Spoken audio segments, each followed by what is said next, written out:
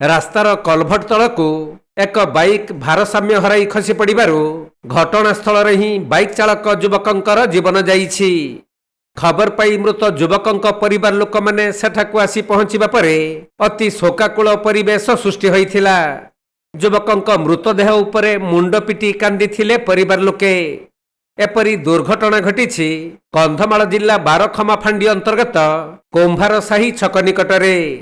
मृत युवक जनक बारखमा फांडी अधीनस्थ गोमासाहीर निरंजन मलिक होइथिबा बेले से कौनसी काम सारी बाइक जुगे निज घर को फेरुथबा समय रे भारसाम्य हराई बाइक टी कलभट तलकू खसी पड़िथिला।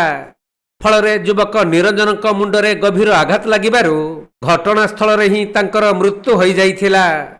खबर पाई बारखमा फांडी अधिकारी घटनास्थल रे पहुंची युवक मृतदेह को उद्धार करी बालीगुड़ा मेडिकल को व्यवच्छेद पाई पठाइबा सहित दुर्घटना संपर्क रे तदंत जारी रखिछंती।